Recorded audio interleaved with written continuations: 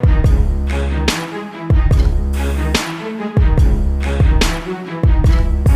I'm Kristal Hart, and we are here in Times Square, New York City. And this is a very exciting weekend, especially for fight fans.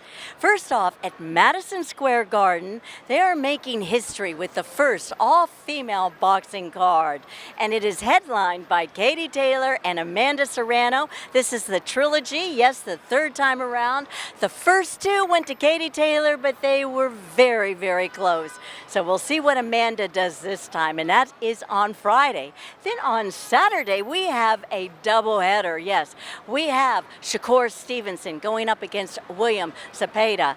And then Edgar Berlanga is on the card, and he goes against Hamza Sheeraz. Once again, all here in New York City. This is Fight Week, and the Kristal Hart Show is going to be bringing you highlights from the week. Hi, I'm Kristal Hart, and we are here at Madison Square Garden, and this is the final press conference leading up to Katie Taylor versus Amanda Serrano 3. Yes, the third one. The first two went to Katie Taylor. We're going to see about this one. It takes place Friday, July 11th. It'll be broadcast live on Netflix, and it makes history because it is the first all-female boxing card. And now, the press conference. We'll say hello one last time to the 16 fighters who will be competing on this card again. 4 prelim fights, 4 main card fights, 8 p.m. Eastern on Netflix in front of 300 million plus subscribers, the biggest platform in the entire world for the greatest women's card in the history of mankind. First up, Mary Casamassa and Tam Tebow. Casamassa 6-0 with 1 knockout. Tam Tebow 2-0 with 1 knockout. Once again, 3-minute rounds.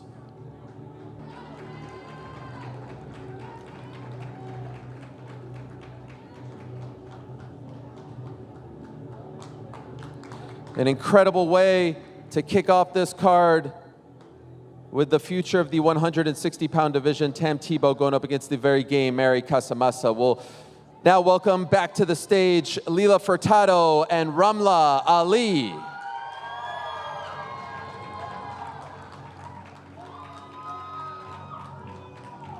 Furtado, a 3-time Brazilian champion. Ali, an Olympic boxer, 9-2 with 2 knockouts. We'll have them face off in the middle. That's 8 rounds in the super bantamweight division, 122 pounds. Ramla Ali and Lila Furtado, everyone.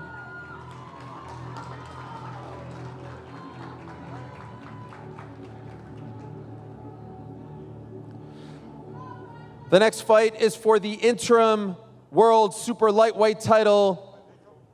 Chantel Cameron is somewhere in New York City, but we'll say hello one last time to her opponent, Jessica Camara, who deserves her own moment in the sun as well. Jessica, come on out. Top contender from Montreal, Quebec, Canada, by way of Cambridge, Ontario. She is the Cobra, 14 wins and 3 knockouts. Jessica Camara.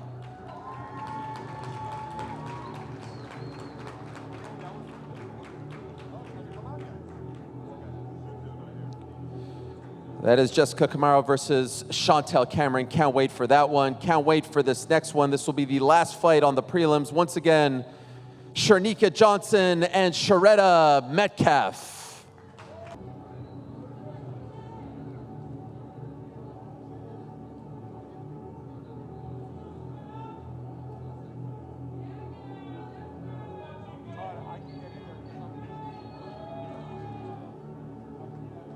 This will mark Johnson's American debut, and it is for undisputed bantamweight gold. 10 rounds in the 118-pound division.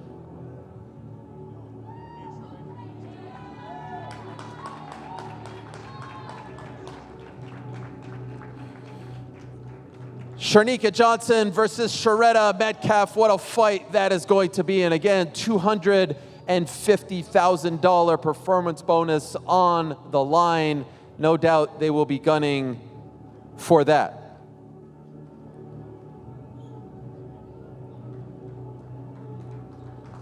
All right, next up is the first fight on the Netflix main card, a 10-round unified championship bout at 122 pounds. We say hello once again to Yamileth Mercado and Ellie Scottney.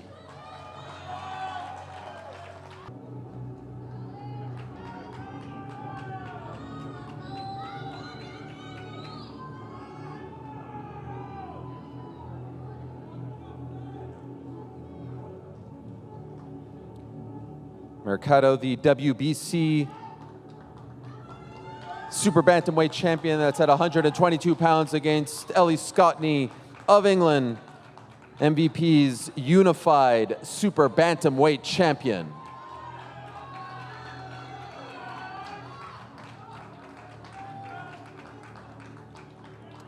Thank you very much, ladies. The next fight is a 10-round women's super middleweight unified championship fight at 168 pounds. Once again, say hello to Shadeja Green and Savannah Marshall.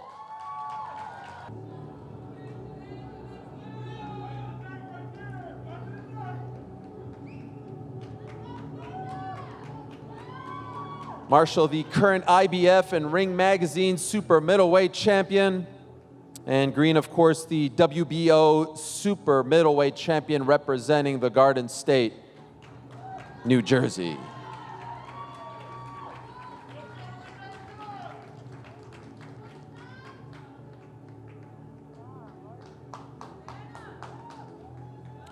Thank you very much. Time now for the co-main eventers. And this fight, of course, for undisputed gold in the super featherweight division. Say hello once again to Jennifer Miranda and Alicia Baumgardner.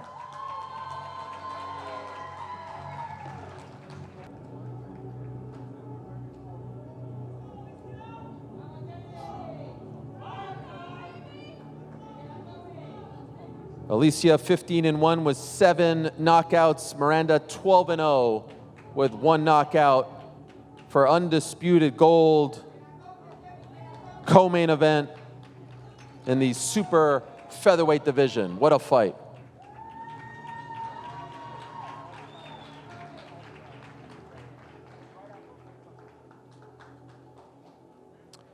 And finally, one more time,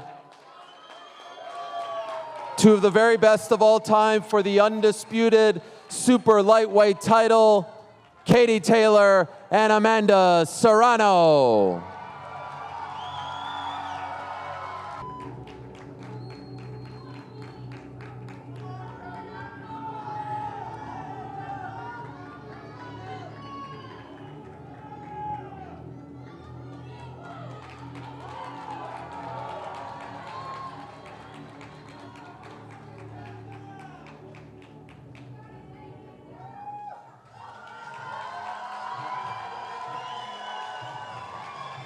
Nothing needs to be said.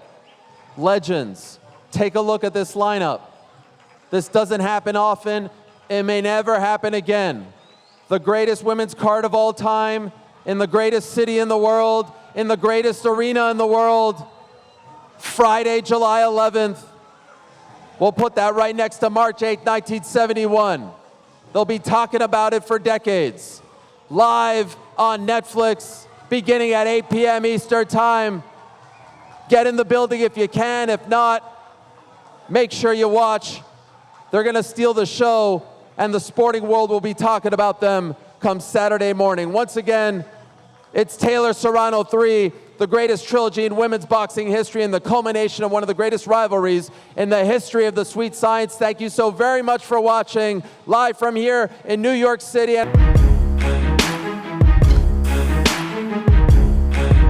Hi, I'm Kristal Hart, and we are in Times Square, New York City, getting ready to head over to the Hard Rock Cafe for the grand arrivals. We have Shakur Stevenson, who will be going up against William Zepeda. Then we have Edgar Berlanga, who's going up against Hamza Sheeraz. And now, the arrivals. Our next two fighters competing this Saturday in the first of our double main event. It is scheduled for 12 rounds, and it will be for the WBC Lightweight Championship of the World. Let's first welcome the challenger, coming to us from San Mateo Atenco, Mexico. He is undefeated with 33 wins, 27 of his 33 wins coming by way of knockout. Ranked number 3 by Ring Magazine, he is the current WBC interim lightweight champion of the world. Let's welcome William El Camarón Zepeda.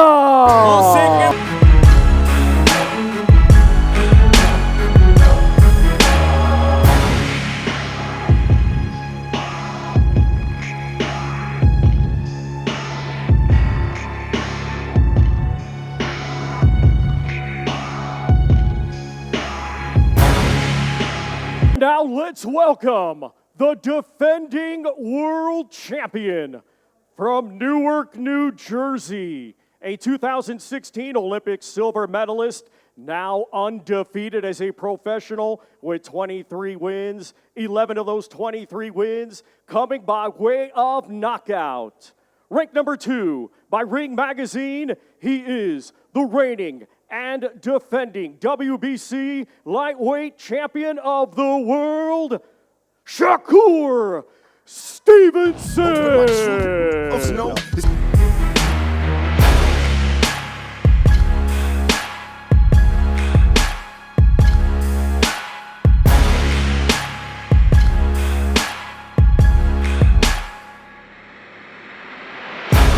Next two fighters competing Saturday in a scheduled 12-round contest in the super middleweight division, and it is a WBC final elimination bout. Let's first welcome, coming to us from Ilford, Essex, England. He brings an undefeated record with 21 wins, 1 draw, 17 of his 21 wins coming by way of knockout. Here is the undefeated former WBC silver, Commonwealth and European middleweight champion, and former world title challenger, Hamza Sheeraz.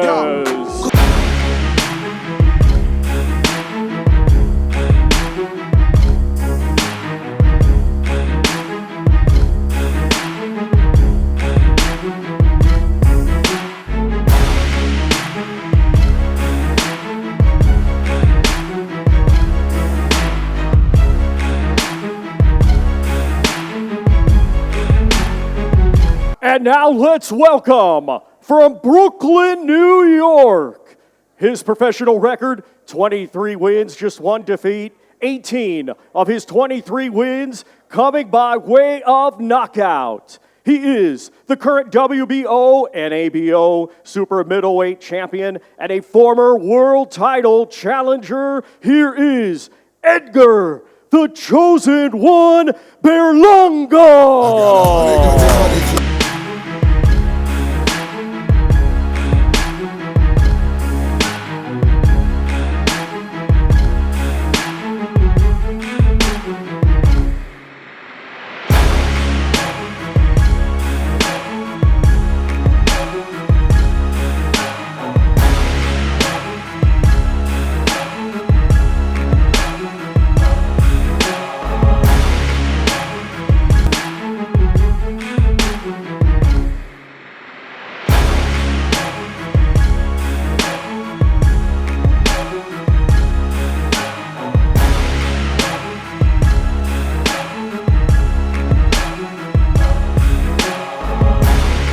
Hi, I'm Kristal Hart, and here at Madison Square Garden, after 10 rounds of boxing, Katie Taylor defeats Amanda Serrano the 3rd time around, this time by majority decision. I guess performance of the night.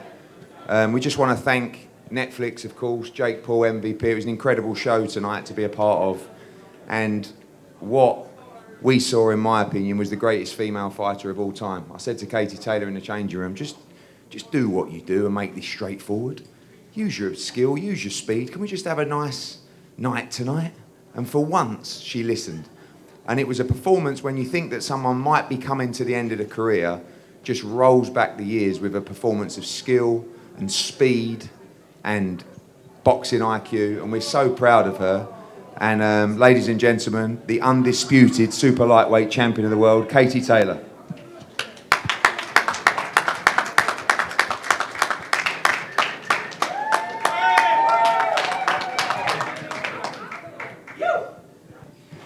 Okay, ladies and gentlemen, over to the champion and also our trainer, Ross, up here as well for questions. Hey, Katie, right here in the front, Andreas L, ESPN. Listen, you had 2 wars with Amanda. Were you more surprised that she didn't come at you as much as she did in the first 2 fights? Or was that really a part of your strategy with the check hook circling to keep her at bay? Yeah, I think the whole game plan tonight was not let her feet set. I knew I was capable of a performance like that in the other 2 fights as well, but I just got caught up in a bit of a war the other 2 fights. I'm so happy that I was able to stay disciplined tonight and just outbox her. And I made the fight a lot easier for myself, I think, just doing that, just keep constantly moving, not letting her feet set. And that was it. Were you a little concerned when you heard the first scorecard of 95-95? Were you thinking, oh, God, here we go again, another controversial decision? I was a bit concerned, but once I heard the other scorecards, I was hoping, obviously, my hand was going to be raised, and thank God it was. Question for both you and Eddie. A while ago, Eddie, you've talked about it. There was an idea of a possible all-women's card that you had pitched to the zone.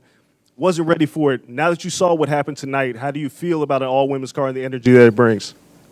Look, it was an amazing show and a huge opportunity for female fighters. I know that, I'm not speaking on Katie's behalf, but I know that she's always wanted female boxing to sit alongside men's boxing. It's not 2 codes. It's not necessarily a night of female boxing or a night of men's boxing. It's just boxing. And I've always said that Katie Taylor is not just the greatest female fighter of all time, but one of the greatest fighters of all time. And that was the barrier that she broke. So we don't compare, the female and the male code. It's just boxing. But what they did tonight was give so many opportunities to so many great female fighters and big paydays and big opportunities, and she won't ever say it, is down to her. There's been many more before her, but she's the one that's commercially broke down the barriers that have given so many opportunities. So amazing all-female. I've never done an all-female card tonight. It was amazing for everybody involved, but for me, it's just not men and female. It's boxing and judged off the quality of the fighter. And this right here is one of the greatest of everybody of all time. How did you feel about it, Katie? Oh, well, absolutely unbelievable to be part of a show like this and to be headlining an all-female card. It was an absolute privilege. These are the sort of opportunities that people didn't think was even possible a few years ago. And just seeing the atmosphere, seeing the amount of people that came out to support an event like this, the atmosphere was absolutely electric again tonight. I didn't think it could get even any louder than the first time we were here, but it was an unbelievable atmosphere, amazing event, and I'm very, very proud to be headlining such an important event for women's sport. Last question. Eddie just said you kind of turned back the clock. You looked fresh. You looked in your zone. I know that people have talked about retirement, but after this kind of performance, are you still thinking about it, or do you feel like still got a lot more left in me? I don't know. I'm just going to enjoy this victory right now and sit back and reflect, and then I'll make a decision on that soon. But very, very happy with tonight's performance and just the amount of work that we put in over the last few months, myself and Ross. It was a grueling few months in preparation for these kind of fights, and I'm so glad I was able to showcase what I could do tonight.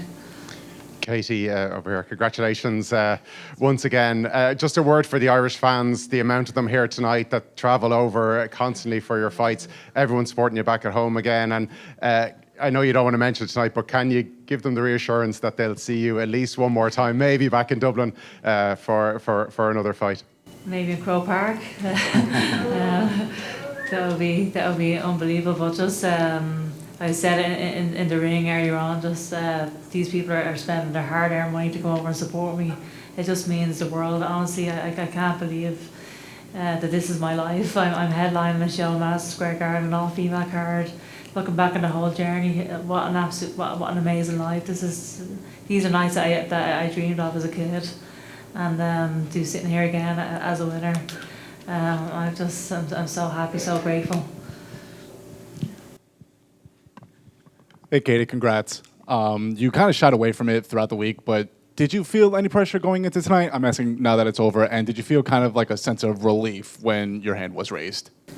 Yeah, I think there's always a bit of pressure going into these fights. It's normal to feel a bit of pressure, but I didn't feel any more pressure than the previous nights. Every single fight I've been involved in over these last few years have been huge fights. They're huge events, and so I wouldn't say I felt any more pressure tonight than I did for the other fights. But there's always a bit of relief after your hand was raised, but also just complete joy as well, and just all the hard work being paid off, all the sacrifices you're making, it's a grueling sport, so it's obviously such a relief when your hand is raised. Do you feel like you have anything left to prove? I wouldn't say I have anything left to prove, but I'm going to sit back and relax, and like I said, I will make a decision on whether I will fight again in the future. Hi, I'm Kristal Hart, and here at the Louis Armstrong Stadium in Queens, New York, after 12 rounds of boxing, Shakur Stevenson defeats William Zepeda by unanimous decision and retains his WBC lightweight title. And in the main event, there is a new King of New York. His name is Hamza Sheeraz, and he defeated Edgar Berlanga by 5th round TKO stoppage. Incredible card, so much drama, and of course, a great performance by, as we said, true greatness in Shakur Stevenson. Defended his WBC World Championship against a very tough William Zepeda, 3-division world champion, 28 years of age.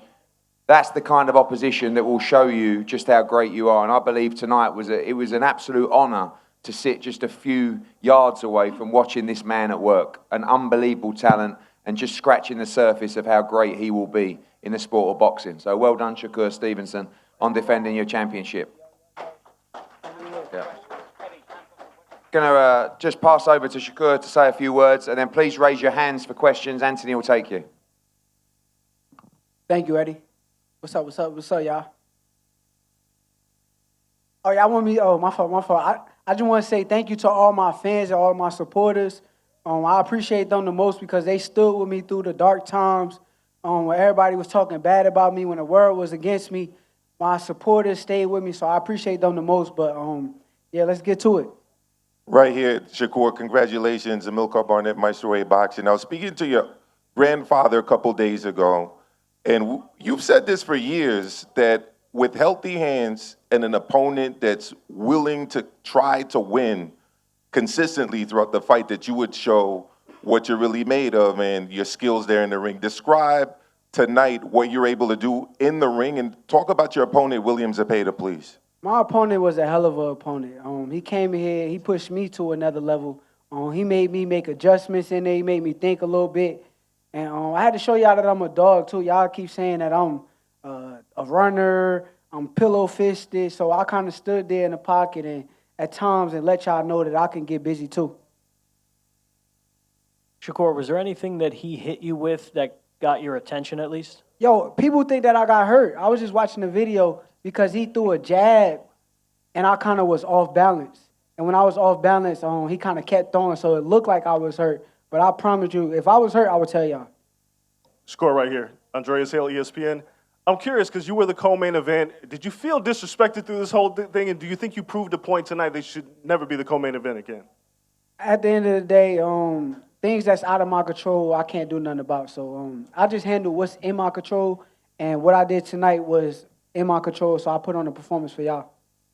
Hey, Shakur, this is James Bell of the Boxing Source. You were talking about, those folks talking about you saying that you were pillow-fisted, but during that particular fight against William Zepeda, you showed that you could pretty much, punch from what I would say the hip and just, really give every emphasis behind your punches and send that message in comparison to the arm punching from William Zepeda. So do you think that was, part of your message that you were going into with this fight coming tonight?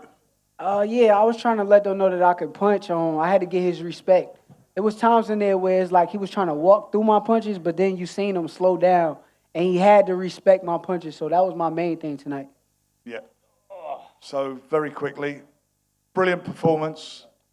I just told him you're the king of New York. You're here. So the new king of New York. First and foremost, I'd like to thank all the media here. Thank you very much, guys. Yeah, massive performance from myself. I'm keeping my feet on the ground. I don't want to get too ahead of myself. Listen, in boxing, you have your good days and you have your bad days. I've had a bad day and now I've had a good day. So I'm always thankful to the Lord above.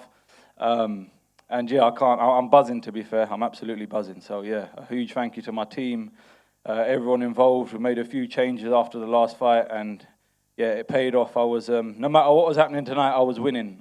I had it in my head. There was too much to lose. So yeah, and especially fighting in front of the New York fans, having my US debut. Listen, there was great fighters ringside.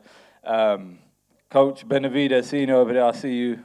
It's an honor to fight in front of you, in front of Devin Haney, Crawford, all of these guys. So yeah, man, a massive honor. Talk to me about the impact of Andy Lee as a trainer, because a lot was made in terms of the weight. Yep. You making 160, being such a tall fighter. Yeah. Talk to us about the impact of Andy Lee and the tactics going into this fight. What were you focused on being able to do against Edgar Berlanga? Like Andy said, when I first walked into his gym, we knew we only had 8 or 9 weeks together, so we was kind of on a crash course. But listen, he's been there, he's done it, he's won a world title. He's practically, he had his career here in New York, so I was very comfortable coming here. And yeah, I felt at peace. You got to remember, from an 8-year-old kid in UK who never ever, in all honesty, thought I'd be here, just with hard work. Listen, living in the moment, working hard every day. Like I said, ups and downs. I never thought I'd be here. Now we're here. It's like it's my time to shine. Do you know what I mean? So, yeah, man. Alhamdulillah, always. Yeah. Sorry. Yeah, the tactics. It was like I said. We knew we had 8 or 9 weeks together, so we couldn't complicate anything. It was just about throwing more punches, throwing the right punches, and doing what is required of me in the fight. Like the first couple of rounds, I was losing them, and I knew I was losing them, but I was adjusting, and that was a massive learning experience I learned from my last fight against Adamis. So I think that's what makes a great fighter, or not a great fighter, a good fighter, adapting from fights to fights, and yeah, this was a good day for me. And I'm Kristal Hart. Thanks for watching. Hope you've enjoyed the show, and we'll see you at the fights.